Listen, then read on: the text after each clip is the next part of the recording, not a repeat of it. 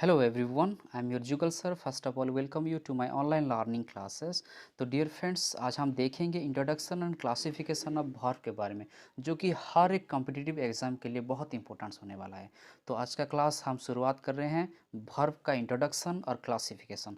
तो चलो दोस्तों देखते हैं वर्ब जो कि एक सेंटेंस में उसका इम्पोर्टेंस क्या होता है उसके बारे में देखेंगे। तो फर्स्ट हम लिख रहे हैं इम्पोर्टेंट। वर्ब का इम्पोर्टेंट क्यों होता है? ओके, तो देखते हैं। मैं एग्जाम्पल लिख रहा हूँ यहाँ पे। Ramu kicked, KICKED, kicked a ball. Okay, ये सेंटेंस अच्छे से देखो दोस्तों, क्योंकि बहुत इंपॉर्टेंस होने वाला है। Ramu kicked a ball. तो यहाँ पे देखो, मैं अगर इस लाइन का और इस सेंटेंस का एक वर्ड को ओमिट कर दूंगा, ये वाला। ओके, ये अगर ओमिट किया जाए तो आपका सेंटेंस कंप्लीट होगा क्या? नहीं होगा, क्योंकि अगर मैं पढ़ूँ तो रामू ए बॉल, ये कंप्लीट सेंटेंस नहीं है। ओके, रामू ए बॉल, ये कंप्लीट सेंटेंस नहीं हुआ। तो मैं अगर एक सेंटेंस में एक वर्ड ऐड करूँ, वो वर्ड है kicked. Okay, kicked a ball, ये हो गया आपके लिए complete sentence, Ramu kicked a ball. Okay, आपको समझ में आया होगा कि वर्ब का इम्पोर्टेंस क्या होता है एक सेंटेंस में। ओके, तो यहीं से पता चलता है कि we can not frame sentence without a verb. Okay, we can not sentence without a verb. So verb का इम्पोर्टेंट एक सेंटेंस के लिए बहुत महत्वपूर्ण होता है। Okay, so Ramu kicked a ball, तो ये मीनिंगफुल हो गया। इस सेंटेंस में किक लगाने से ये लाइन मीनिंगफुल हो गया।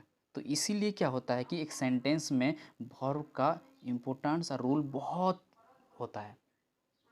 ओके, तो यहीं से पता चल रहा है कि वर्ब बहुत इम्पोर्टेंस है। Okay, without a verb we can not write a single sentence, we can not frame a single sentence. So important of verb in a sentence. Okay, आप लोगों को पता चल चुका होगा। तो नेक्स्ट देखते हैं कि उसका इंट्रोडक्शन क्या होगा। ओके, इसका इंट्रोडक्शन क्या होगा। तो ये सेंटेंस देख के देखो कि ये सेंटेंस में क्या लिखा हूँ कि Ramu kicked a ball.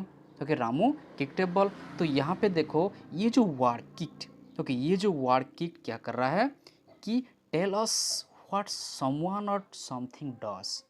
Okay, ये क्या बता रहा है कि टेल अस, हमें ये बता रहा है कि ओके, टेल अस। ओके, ये टेल्स अस क्या बता रहा है कि व्हाट समवन और समथिंग डज, कोई व्यक्ति या कोई चीज़ क्या कर रहा है।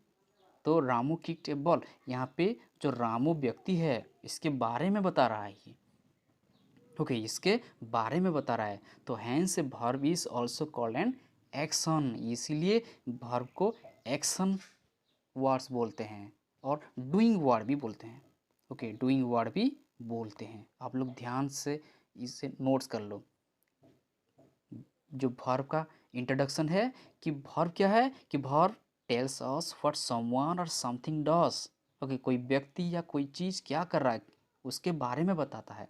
तो इसीलिए हम वर्ब को एक्शन वर्ब भी बोलते हैं। ओके, और एक डूइंग वर्ड्स भी बोलते हैं, डूइंग वर्ड्स भी बोलते हैं। ओके, तो इसका डेफिनेशन क्या होगा। Verb is an action word, verb is an action word, और verb is a doing word. Okay, verb is a doing word which tells us what someone or something does. Okay, तो ये उसका definition है। तो next देखते हैं उसका classification. Okay, उसका क्लासिफिकेशन में क्या होगा कि अच्छे से देखो, जो लोग प्रिपेयर कर रहे हैं कॉम्पिटिटिव एग्ज़ाम के लिए उन लोगों के लिए तो बहुत अच्छा होने वाला है ये क्लास, क्योंकि हर एक एग्ज़ाम में बहुत सारे स्टूडेंट चूक जाते हैं, आंसर नहीं दे पाते हैं। कौन सा प्राइमरी वर्ब होता है, कौन सा मॉडल्स होता है, कौन सा मेन वर्ब होता है, उन लोगों को पता नहीं चलता। तो ये क्लास आपके लिए बहुत अच्छा होने वाला है। ओके, तो देखो क्लासिफिकेशन ऑफ वर्ब्स के बारे में देखेंगे, क्लासीफाइड करेंगे कैसे। तो वर्ब मैं लिख रहा हूँ यहाँ पे, देखो वर्ब अच्छे से देखो, आपके लिए बहुत इंपॉर्टेंस है। ओके, तो verb can be classified. Okay, एक ठो main verb and auxiliary verb. Okay, main verb और auxiliary verb. तो मेन verb क्या है? मेन वर्ब क्या है कि मेन वर्ब जो है कि एक डिक्शनरी मीनिंग होना चाहिए, जो भी वर्ड्स है वो डिक्शनरी मीनिंग होना चाहिए. ओके, मेन वर्ब क्या होता है? एक तो डिक्शनरी मीनिंग होता है. DICT में, DICT शॉर्ट फॉर्म में लिख रहा हूँ. एक डिक्शनरी मीनिंग होना चाहिए मेन वर्ब में. Okay, which is included, ED होगा लास्ट में, EN हो सकता है, T हो सकता है. ओके, मतलब मैं एक वर्ड लिख रहा हूँ यहाँ पे, प्लेड, प्ले, ये सारा का सारा मेन वर्ब है. ये सारा का सारा मेन वर्ब है, क्योंकि इन लोगों का कुछ डिक्शनरी मीनिंग है. ओके, इन लोगों का डिक्शनरी मीनिंग है. तो देखो, तो verb can be classified main verb, उसके बाद एक्सिलरी वर्ब. तो एक्सिलरी वर्ब को हम कहते हैं हेल्पिंग वर्ब. हम हेल्पिंग वर्ब भी बोलते हैं. ओके, एक्सिलरी वर्ब को हेल्पिंग वर्ब भी बोलते हैं. क्यों हेल्पिंग वर्ब बोलते हैं? क्यों बोलते हैं? क्योंकि ये हेल्पिंग वर्ब क्या करता है कि मेन वर्ब को हेल्प करता है.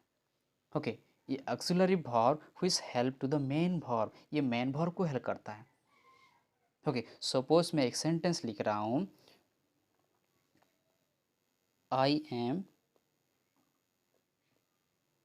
प्लेइंग.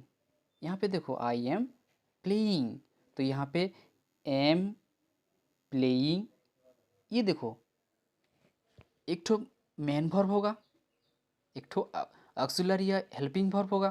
तो यहाँ पे मेन वर्ब कौन सा है? प्लेइंग. ओके, प्ले से प्लेइंग आया हुआ है. ओके, प्ले से प्लेइंग आया हुआ है. तो ये यहाँ पे हेल्पिंग वर्ब कौन सा है? एम. ये हेल्प कर रहा है, किसे हेल्प कर रहा है? मेन वर्ब को हेल्प कर रहा है, ताकि एक सेंटेंस अच्छे से बन पाए.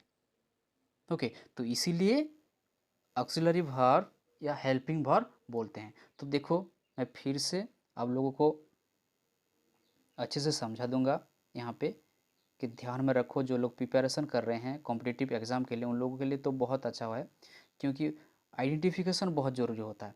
हमें आइडेंटिफिकेशन पता है तो अच्छे से जो भी एग्ज़ाम में मतलब लिख पाएंगे, या फिल इन द ब्लैंक्स हम अच्छे से कर पाएंगे. कौन सा मेन वर्ब होगा, कौन सा बी वर्ब होगा. ओके, तो देखो, main verb also classified into two. One is क्या है? एक ट्रांजिटिव, TRN, मैं ट्रांजिटिव को TRN लिख रहा हूँ. उसके बाद इंट्रांजिटिव. ओके, इंट्रांजिटिव होगा. तो main verb also further divide into two ones. One is transitive, another one is your intransitive verb. Okay, ये है उसका क्लासिफिकेशन. और एक तो क्लासिफिकेशन क्या है कि ऑक्सिलरी वर्ब.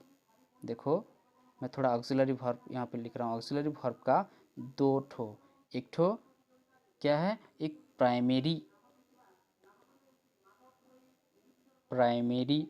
और दूसरा क्या है कि मोडल्स.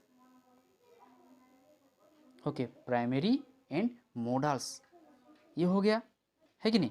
तो primary, further you will find क्या है कि प्राइमरी में भी आपको मिलेगा. प्राइमरी में कौन सा मिलेगा? बी वर्ब, डू वर्ब, और उसके बाद have verb. Okay, be verb, do verb, have verb, ये तीनों ठो verb you will find in the primary one. And you will find models में क्या होगा? Shall, should, will, would, may, might,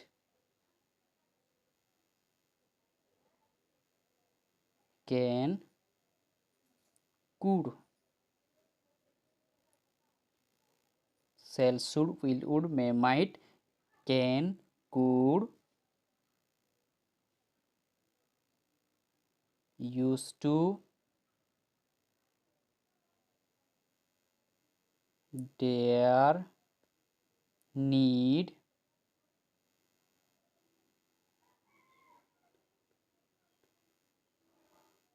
और टू यहाँ पे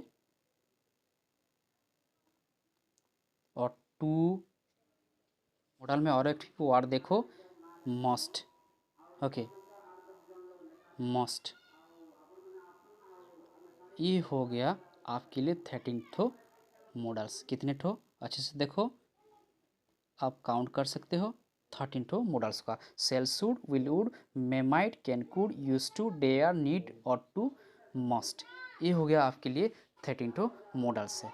ओके और यहाँ पे प्राइमरी वर्ब में 3 ठो, बी वर्ब में is, am, are, was, were, okay, been, ये आपके लिए होगा। तो हैव वर्ब में क्या होगा, have, had, has. Do verb में क्या होगा, do, did, does.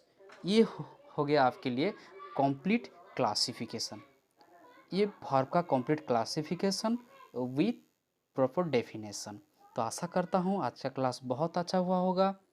Okay, those who are new here in my channel, do like, share and subscribe, and never forget to click the bell icon for my new notification. Thank you very much for watching this video. Jai Hind.